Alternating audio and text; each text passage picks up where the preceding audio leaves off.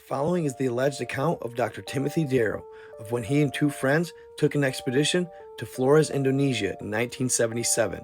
An expedition that would find two of his best friends dead and him locked up in an Indonesian prison. According to Darrow, the story of how they got to that point is like nothing you've ever heard, and he proclaimed his innocence until the last days of his life.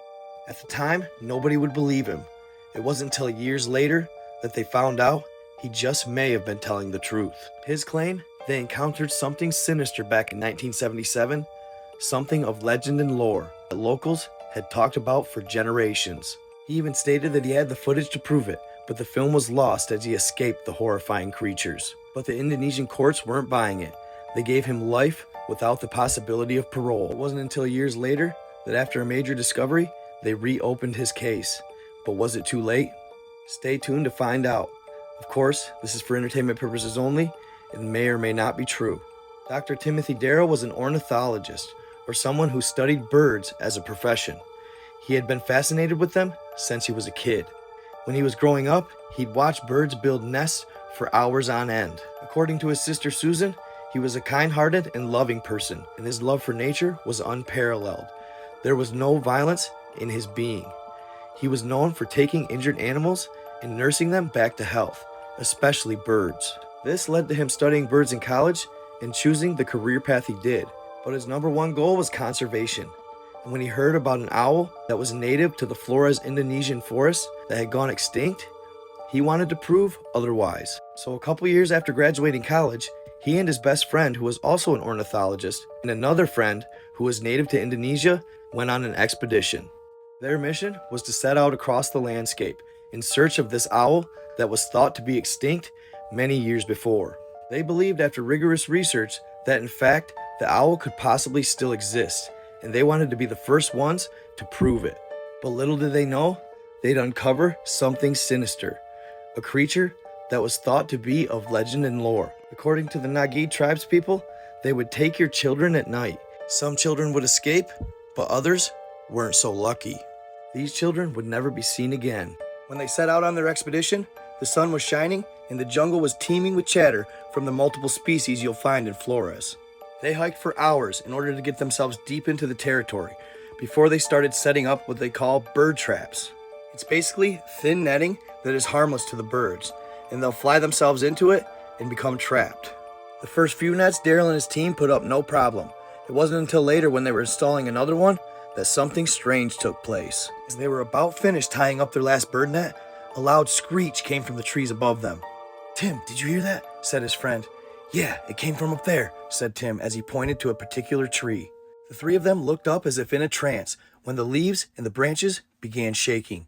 Then suddenly, something emerged from behind the foliage and landed on the branch below. Startled, they all jumped back. "What is it, Tim?" said his friend. "I don't know," said Tim. Thoughts were going through Darrow's mind a million miles an hour. He had never seen anything like it. They just figured it was possibly some form of ape. Whatever it was, it didn't seem to be very happy that they were there. It looked on and then sprinted across the branch, jumping into the foliage. Darrow kept his new Ben & Howell Super 8 camera on the beast the entire encounter. Once it disappeared, they all began talking. "What do you think it was? What was that?" "It was a damn ape," his friend said. Tim and his crew couldn't believe it, so they made camp and discussed it over the fire. "You guys, did we just discover a new species?" Tim said. "Yeah, that was the weirdest thing I had ever seen," said his friend. They were absolutely stunned, so as you can imagine, the owl that they had originally set out to discover kinda took a back seat. So since they believed it's possible that they may have discovered a new species, Tim and his buddies decided that the next day they would try and capture it on film again. So they turned into their tents and went to bed, eager for the next day. The next morning came quickly. They woke up, packed up camp, and set out to find a place to capture this beast on film. They trekked about a mile deeper into the forest when they found an opening in a clearing near a stream. "This is perfect," said Tim. Then they proceeded and set up a blind he could hide in while he filmed. He and his friend sat in the blind while the guide hid in the bush behind them, and they started playing bird sounds. They figured a distressed bird call might lure him in. It only took about 10 minutes before something emerged from the dense jungle. It was about 2 to 3 feet tall. It walked on 2 feet and had hair covering the entirety of its body. It almost looked like an ape, but human-like traits. Darrow and his colleague were enamored that they caught it on film.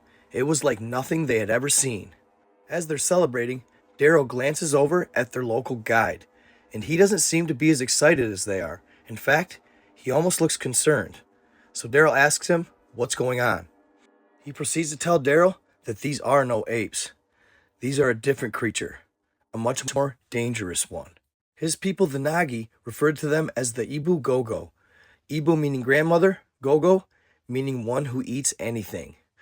They describe them as being 2 to 3 feet tall, having voracious appetites, broad faces, but they were fast runners and knew their way around the jungle.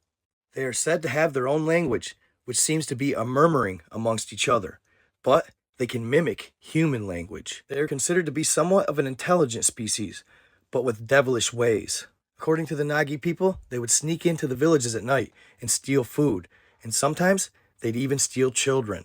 At one time, it's even believed that the Nagi people had a somewhat peaceful relationship with them, that they had met a truce, until a bunch of children started disappearing from the villages. Furious, the Nagi people devised a plan, and they decided to trick the Ibugogo. The legend goes that they traded them a bunch of clothing made out of palm leaves found in the jungle. The Ibugogo took the bait and brought the clothes back to their lair in the caves that they lived in. But little did they know that these palm leaves are some of the most flammable in the jungle, and that the Nagi people followed them back to their caves.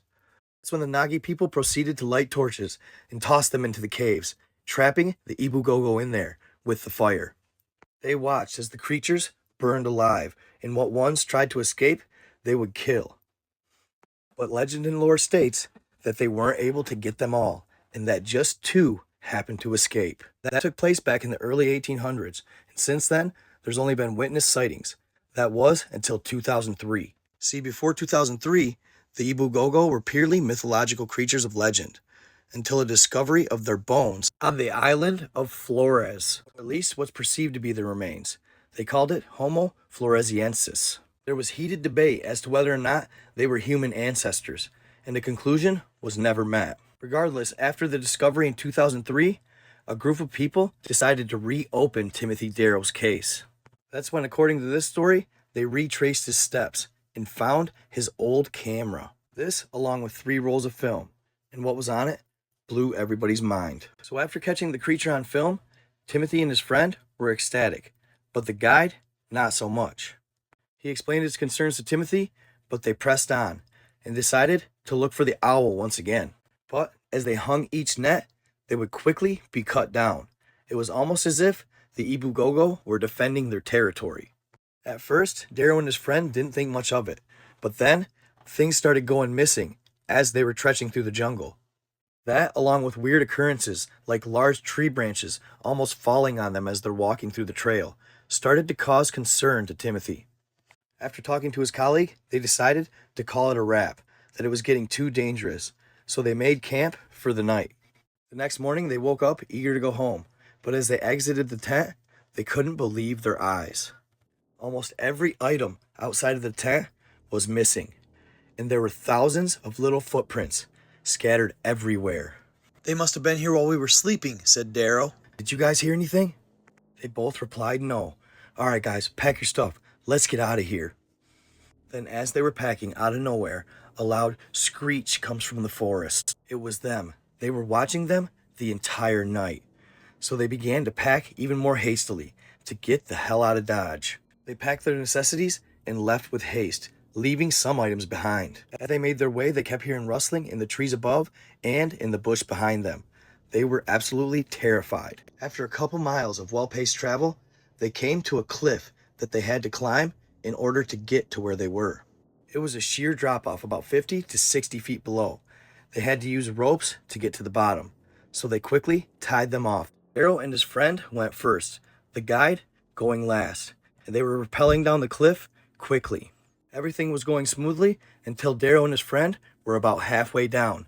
Then suddenly, they hear a loud scream. "Ah!" They look up to see their guide free-falling down the side of the cliff. "No," says Tim as he hits the ground. Thud. Terrified, he and his friend rappel even faster, eventually getting to the ground. Once on the ground, they raced over to their friend to see if he was still alive. Darrow and his colleague were absolutely dumbfounded. They couldn't believe what was happening. Though neither of them said it, they both wondered, could they possibly have done this? But they couldn't worry about that now. As they had gone down the cliff, they figured they created enough separation between them and the creatures. So they decided they'd bury the guide properly and mark the area. That way, his family members and friends could come back and visit his grave. So they proceeded to dig the grave and then pile it with stones from a nearby stream. It took them all night, but they finished. And though weary and tired, they knew there was no making camp. They had to get the hell out of there. They quickly pushed through the jungle in hopes that nothing more would occur. And that was the case for about 3/4 of a mile. That's when suddenly, golf ball-sized stones began hurling from the trees above, some of them hitting them square in the head. Despite this, they continued until they got into a small clearing. And they looked up and they saw them. There was about 20 to 25 of the creatures. They looked up and let out a fearsome shriek. Tim and his buddy were terrified. Fear had swarmed over their body. They began to run in the opposite direction, with the creatures close behind, in full chase. Much to their surprise, the creatures were very fast, and they were gaining on the men. They continued to run with all their might, and at this point, they had no idea in which direction they were heading, until suddenly, the stones stopped being hurled, and they heard nothing in the jungle. "Did we lose them, Tim?" said his friend. I don't know. They continued to walk until they stepped out of the thick jungle to where a small stream flowed through it. Tim looks up at his friend, and his face is mortified. He proceeds to glance ahead, and they can't believe their eyes. They were back at the cliff that his friend had fallen off of, and there he was. His body had been dug up, and he was dragged out of his grave. As they gazed upon the body, it looked as though he had been torn apart by wild animals. Stood there in shock, they noticed something emerging from behind the pile of stones. It was one of the creatures, and it had a piece of flesh in its hand. It let out a fearsome shriek, and fear struck them to their core. Shortly after the creature shrieked, they could hear more shrieks coming from above.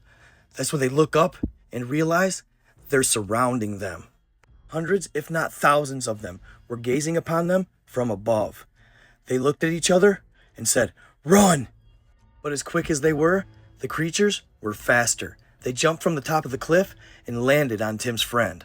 His friend was able to withstand and fight for a few moments, but it wasn't long until 50 to 100 of them swarmed over him, bringing him to the ground.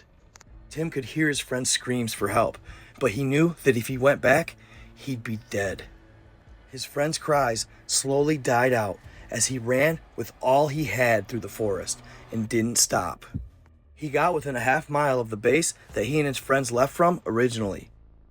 He could literally run no longer. His legs were jello. He was gathering his breath in the stream when he looked up. One of the creatures had emerged from behind a large boulder. He proceeded to pick up a decent-sized rock and got ready to fight. It was the most terrifying stare-down of his life. The creature let out a loud shriek at him, but eventually, to his surprise, turned and walked away. Relieved, Timothy proceeded to the base and told everyone his story, but nobody believed him. They arrested him on the spot for the murder of his friends. Authorities went in search of the bodies, and when they found them, they couldn't believe what they were seeing. They were half-eaten and almost couldn't be identified. So in turn, they charged him with cannibalism. And unfortunately, because they were found in this condition, Darrow was charged with cannibalism and imprisoned in Indonesia for life.